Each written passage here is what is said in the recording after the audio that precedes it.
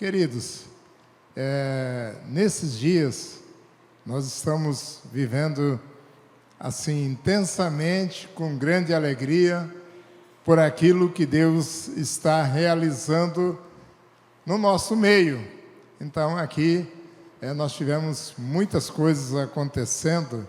Por exemplo, na sexta-feira, 5 horas da tarde, eu celebrei um casamento aqui de um irmão que nasceu aqui em Vilhena, que fez estudos em Porto Velho e hoje mora em Porto Alegre. E a esposa dele nasceu em Fortaleza, a família mora em Fortaleza, ela fez o curso em Porto Velho e mora em Porto Alegre. E eles estavam aqui e eles estão indo para Fortaleza para que a família de lá também participe de um evento de orações. Então isso foi né? Sexta, também à noite, as mulheres, uma grande parte, se reuniram na casa de uma irmã para poder estar confraternizando. Os homens foram lá para o setor 13, né? Aí perguntaram, onde é o setor 13? Você vai até Mato Grosso e volta 500 metros. Aí você está no setor 13, né? Então, foi muito bom. E nós tivemos aqui ontem à tarde um evento de mulheres muito maravilhoso, a tarde única. Ontem à noite, nós tivemos em Cerejeiras o pré-Comabã. É um pré do Congresso Masculino Batista Nacional, que vai acontecer em Rondônia. Então, nós estamos sempre correndo. Hoje, pela manhã, foi maravilhoso demais. Café com líderes de células e anfitriões, que são as pessoas que estão à frente das nossas células.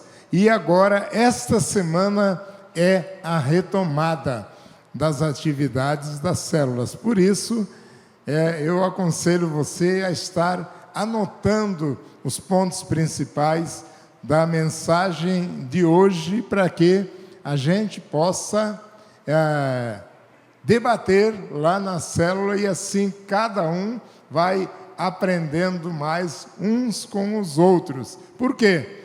Porque quando você só escuta, é uma coisa. Agora, quando você debate lá na célula, coloca o seu ponto de vista, como você entendeu pela leitura bíblica, pela pregação, todos os participantes vão crescer no conhecimento daquele assunto.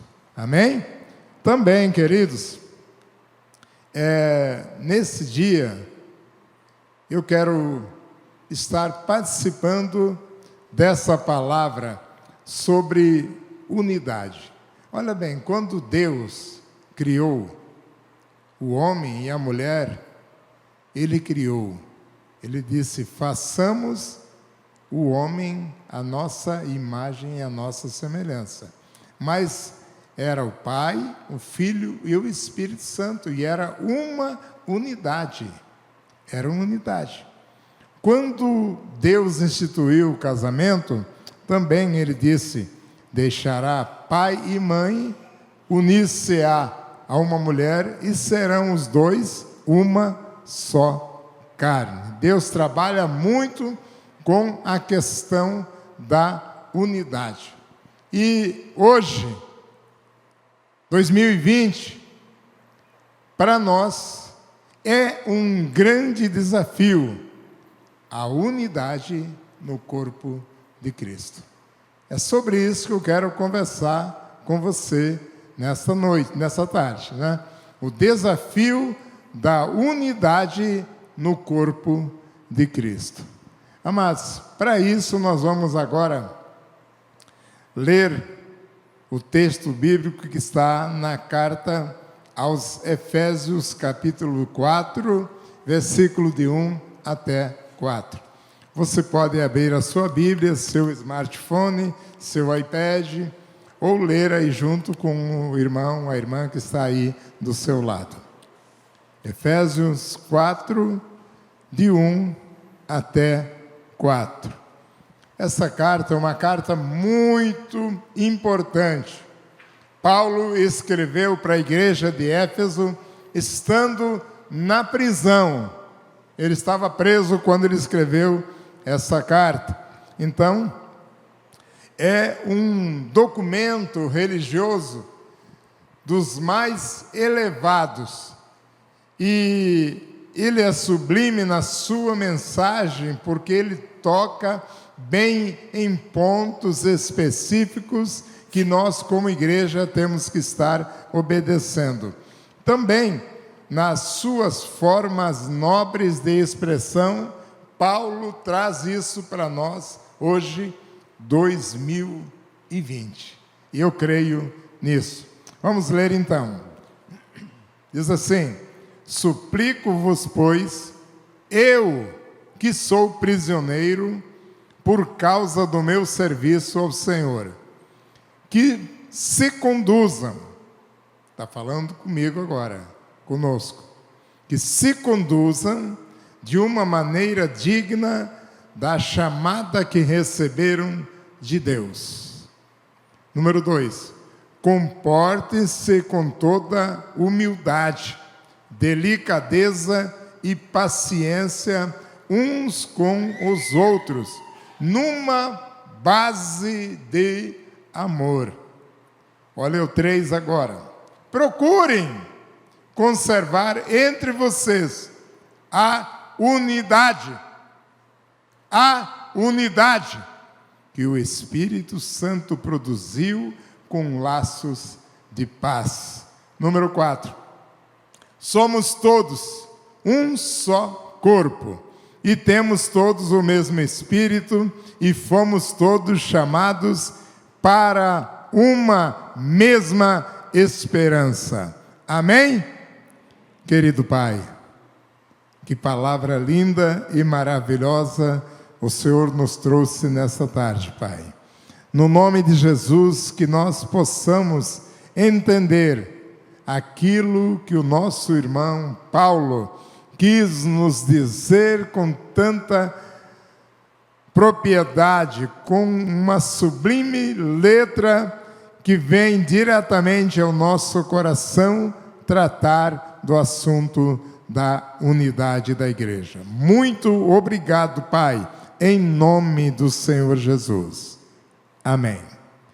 Queridos, a questão da unidade, ela é muito profunda. E é claro que o inimigo, ele procura derrubar cada um de nós. Ele fará todo o possível e o impossível para derrubar-nos. Mas nós temos que entender e colocar em prática isso que essa palavra fala para nós. Eu também anotei aqui 2 versões diferentes. A versão da Bíblia portuguesa, lá de Portugal, ela diz assim: procurando cuidadosamente manter a unidade do Espírito no vínculo da paz.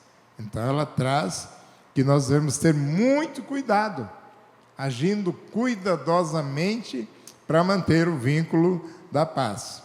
E a Bíblia NVI, que a maioria de nós tem, diz assim: façam todo o esforço para conservar a unidade do Espírito pelo vínculo da paz. Então, nós podemos assim notar que nós temos que exercer um grande esforço. Há uma necessidade de esforço para manter o vínculo da paz e a unidade. Também, Atos 2:42, que é um versículo muito conhecido da igreja, fala assim: e perseveravam na doutrina dos apóstolos, e na comunhão, e no partir do pão, e nas orações. Olha que há uma sequência de eventos. há uma sequência de eventos. Então, primeiro, a doutrina. Nós não podemos fugir da palavra. A doutrina. Segundo, a comunhão, que é unidade. Comunhão, que é unidade. O partir do pão, que normalmente nós fazemos dentro das células, através das confraternizações, é o partir do pão, de casa em casa. E nas orações, que todos nós temos feito, orado. E, por falar em orar, eu quero lembrar a igreja que a torre de oração já está em pleno funcionamento, às 5h30 de segunda a sexta. Torre de oração. Se vier uma pessoa só por célula, nós teremos mais de 50 pessoas na torre de oração. Então, não deixe de vir praticar. Mas, voltando ao assunto do desafio da unidade no corpo de Cristo. A unidade, queridos, ela só existe ou acontece quando e somente quando nós temos alguma coisa em comum. Quando há ligações fraternas, amorosas, espirituais, profundas entre nós, irmãos, porque a igreja está aqui, está aí. Você, quando eu falo igreja, não estou falando do prédio, estou falando de mim e de você, de nós. É isso que é. E então, no caso da igreja, o que há de comum exatamente entre todos aqueles que creem? Exatamente o viver diário. O viver diário. Se nós não vivemos comunhão diária na nossa casa, dentro da família, na reunião da célula, nos discipulados, nas atividades, nos ensaios, nós não estamos em comunhão. Então, a comunhão vai acontecer no viver diário de cada um de nós. E essa palavra comunhão, ela vem de koinonia, uma palavra grega, que é a nossa participação em alguma coisa que não pode ser dividida, é indivisível. Portanto, a minha comunhão com você, ela é indivisível. Então, só lembrar que não é koinonite. Koinonite é aquela formação de pequenos grupos, aonde se torna uma panelinha. Não, aqui não vai entrar mais ninguém, porque nós já atingimos um ponto que nós somos melhores que os outros. Não, isso aí é panelinha, é koinonite. Não serve para nada. Só serve para fofoca e destruir o ambiente de comunhão e de unidade. Tá bem? Então, nós podemos entender essa koinonia como comunhão, como unidade. Pois tem algo de comum em cada um de nós a respeito do nosso relacionamento dentro da igreja, é claro. Em Atos 2:44 também fala assim: todos os que creram estavam juntos e tinham tudo em comum.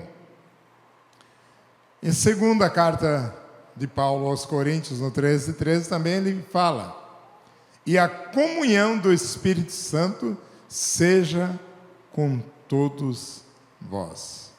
Todos nós que somos igreja, nós vivemos em comunhão, porque a comunhão que há, ela está aliançada pelo sangue de Cristo naquela cruz, e que chegou até nós, e pelo agir do Espírito Santo no dia a dia. Então, nós temos que estar participando dessa forma. E nós temos que levar em conta que quando a Bíblia fala a doutrina dos apóstolos, porque eles conviveram diretamente com o Mestre Jesus, eles receberam de Cristo os ensinamentos que eles trouxeram para nós através da Bíblia, e nós temos por obrigação, como cristãos, estar obedecendo. Cada um de nós tem que transmitir aos nossos discípulos, aos discípulos de Jesus que estão debaixo da nossa responsabilidade, tão somente o que está na Bíblia Sagrada. Não ficar pegando adereços estranhos que foram, durante os séculos, prejudicando o rompimento pleno e total da Igreja de Cristo em unidade. Nós temos que ter essa confiança naquilo que fala a palavra. Paulo também, ele nos diz que a igreja é o único corpo de Cristo, o qual é formado por membros diferentes. É que nem o corpo humano, o cabeça é Cristo. Sim, somos diferentes. Cada um de nós somos diferentes porque nós somos membros do corpo de Cristo, que é a igreja. E todos nós funcionamos no corpo de Cristo, debaixo da direção única do Espírito Santo, do Espírito de Deus.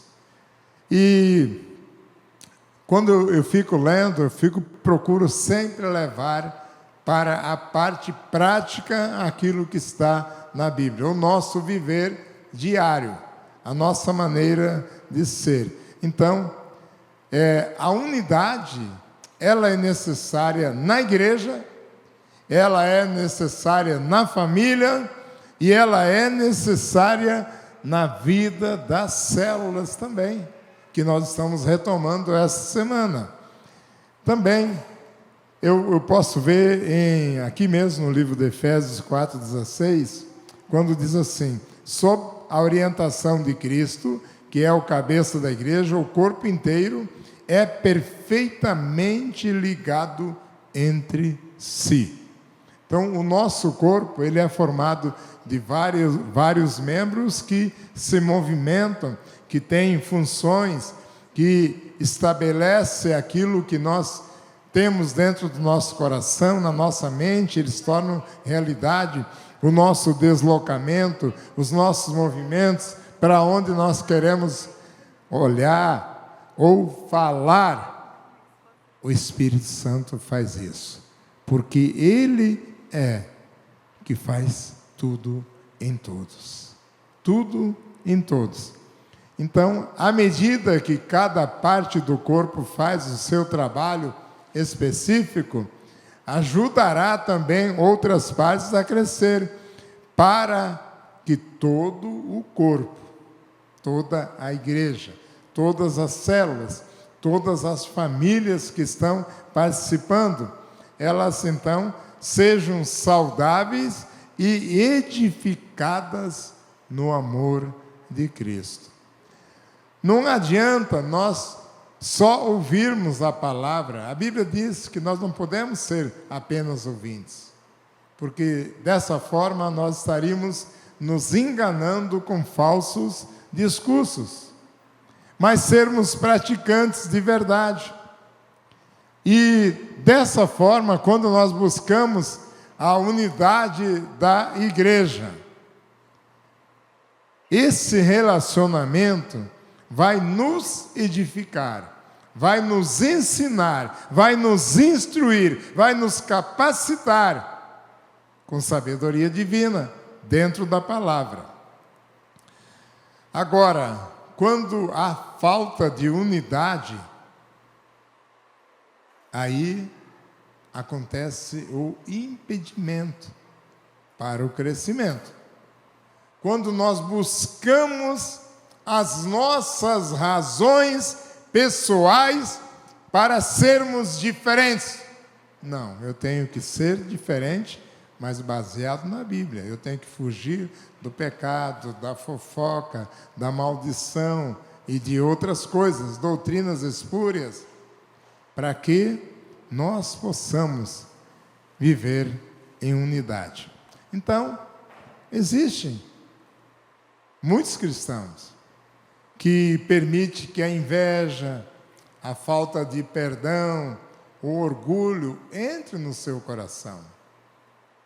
Não adianta nós queremos ser melhor do que alguém, porque nós não somos. A Bíblia diz que nós devemos considerar cada um dos outros da igreja como superiores a nós. Então, não é o que eu penso, é o que a Bíblia fala para mim. Também, quando acontecem essas coisas, inveja, falta de perdão, orgulho, acontece o rompimento da unidade, o rompimento das amizades, o rompimento da comunhão, o rompimento da minha ligação com a igreja, com a célula. E é prejuízo. Isso aqui nós temos que generalizar, queridos. Generalizar na questão de dizer, não, eu vou fazer isso porque eu sou melhor. Não, não é. É a Bíblia que fala a verdade. Eu tenho que colocar em prática isso. Então, o rompimento de relacionamentos dentro da igreja, ele vai ser uma barreira para o Espírito Santo agir. E vai machucar, ferir, magoar todo o corpo de Cristo. Dentro da célula não é diferente. Dentro da família não é diferente, amados. Não é. E quando alguém dá espaço para essas coisas, vai haver então um rompimento. A pessoa não cresce, a pessoa desanima e a pessoa desiste da caminhada. E aí todo o território da mente e do coração fica aberto para que o inimigo entre e continue a destruição da vida daquela pessoa. Queridos, é muito sério. É muito sério. A vida em unidade. Por isso que nós colocamos a palavra desafio. Porque é um desafio para cada um de nós. O desafio não é só para o pastor da igreja, não é só para o subvisor de área, de setor, líder de célula, anfitrião, mas é para todos nós.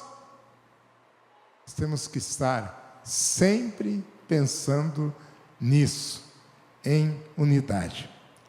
Quer ver um outro detalhe também que acontece? É a interrupção ou a dificuldade na proclamação da palavra de Deus, que é evangelismo. Se nós não somos unidos, como é que o mundo vai crer em Cristo através de mim, através de você, se nós não vivemos em unidade?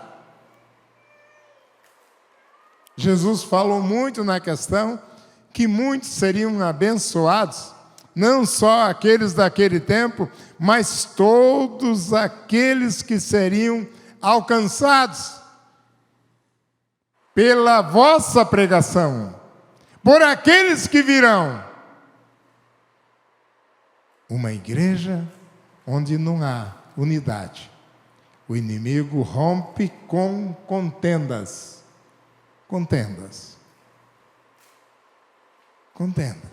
Então nós temos que ter o cuidado para saber a quem nós estamos servindo, a quem eu estou obedecendo. Se eu estou em unidade com Cristo, eu vou ser participante das bênçãos. Caso contrário, de que lado eu estou? De que lado eu estou? Tá? Então, as divisões hoje são os maiores problemas que a igreja enfrenta na hora de fazer evangelismo ou fazer missões. Porque as pessoas perguntam, no que você é diferente de mim? Porque o mundo vive em contendas. O mundo está desunido. O mundo não está em unidade. Mas a igreja está. A igreja está em unidade. E essa palavra, ela está vindo bem numa época importante, que é a retomada das atividades das células nas casas de Vilhena. Nós precisamos chegar lá. A diferença, o mundo verá através da nossa unidade, através do amor, através da paz que nós temos que ter para podermos viver a palavra de Deus. A Bíblia tem muitas promessas a respeito de quem vive em unidade. Eu vou ler apenas aqui 2 versículos, que está em Mateus 18, versículos 19 e 20. Jesus fala assim: também lhes digo que se 2 de vocês concordarem na terra, em qualquer assunto sobre o qual pedirem, isso lhes será feito por meu Pai que está no céu. Pois onde se reunirem 2 ou 3, em meu nome, ali eu estou no meio deles. As promessas, queridos, elas sempre são condicionais. Então, ele está falando aqui, se nós vivermos em unidade. Se 2 ou mais, 2 ou 3 estiverem reunidos no meu nome. Então, ele trabalha com isso. Há muitas outras promessas que Jesus também citou. E o grande desafio do cristão hoje é vencer as barreiras pessoais. Aqui, dentro de mim. É eu que tenho que tomar a decisão para crescer integralmente com relacionamentos fraternais para gerar a unidade da igreja em Cristo Jesus.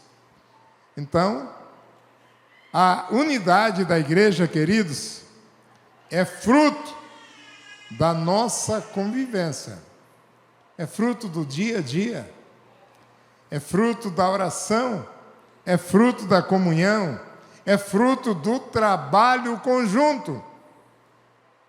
Quando as mulheres se reúnem na tarde única, quando os homens se reúnem que nem ontem, tudo isso vai gerando mais comunhão. Quando se reúne na célula, é lá que vai gerando essa comunhão e essa unidade. Não é à distância, mas é juntos, em oração, em comunhão, nas células. Atos 4:32 fala assim: da multidão daqueles que criam, era um só o coração e uma só a alma. Tá? Então eles viviam em unidade. Viviam em unidade. Por que nós nos preocupamos tanto com o estudo bíblico, o estudo da palavra, o discipulado? Porque essa é a igreja do Novo Testamento, a igreja primitiva, a igreja que prosperou. E se nós, como igreja, estivermos imitando a igreja primitiva, É essa a igreja verdadeira. É a igreja que nós almejamos. É a igreja que nós sonhamos, a igreja que nós ensinamos. A igreja que foi ontem lá em Jerusalém, a igreja que é hoje aqui em Vilhena, e a igreja do amanhã que vai crescer e alcançar as 100.000 vidas que vivem em Vilhena. Não adianta eu ficar esperando pela outra igreja. Eles também estão fazendo a parte deles. E nós não podemos desqualificar ninguém quando prega verdadeiramente a palavra. Mas as pessoas crerão em você, porque você vive em unidade. Você vive em unidade. Eu acredito profundamente que se cada um de nós tomar a decisão de seguir esse exemplo apresentado pela igreja primitiva, nós nunca vamos ter divisões. Nós nunca vamos falar heresias. Nós nunca temos preocupação se alguém é calvinista ou arminiano, porque Armínio e Calvino vieram no século XVI. E nós temos que olhar para a Bíblia, nos livros da Bíblia. É lá no tempo do Novo Testamento que está a verdade. E não pelo pensamento de outros que vieram depois. Importa o que está escrito na palavra. Então aí sim, nós seremos um povo cheio de vigor, que unimos as pessoas em unidade. E não nos diferenciaremos uns dos outros, porque estaremos juntos proclamando a verdade bíblica. E nós vamos crescer em quantidade quando realmente começarmos a obedecer todos os segredos que estão aqui na Bíblia Sagrada.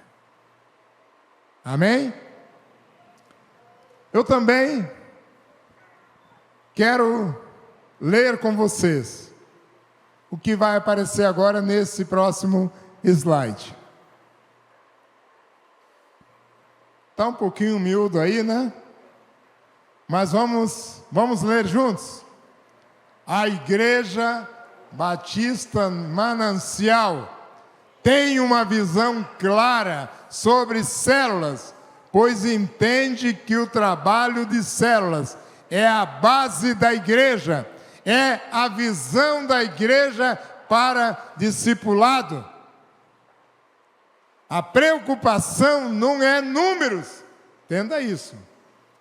A preocupação não é números, resultados, mas sim o cuidado de cada membro e a evangelização daqueles que não conhecem a Jesus, fazendo com que cada membro seja um instrumento de Deus, de evangelização e acompanhamento. Faça parte desse time. Amém? Queridos, por que nós insistimos nisso? Porque nós estamos num começo. Só que 31 dias já foram, 32 dias já foram. E agora vamos pegar firme nas células. E já tem célula com data marcada para a multiplicação. E a célula, ela é a igreja que vai. Ide e fazei discípulos. Ide por todo o mundo. Não é ficarmos dentro de 4 paredes esperando que as pessoas venham. É claro que tem muitos que vêm.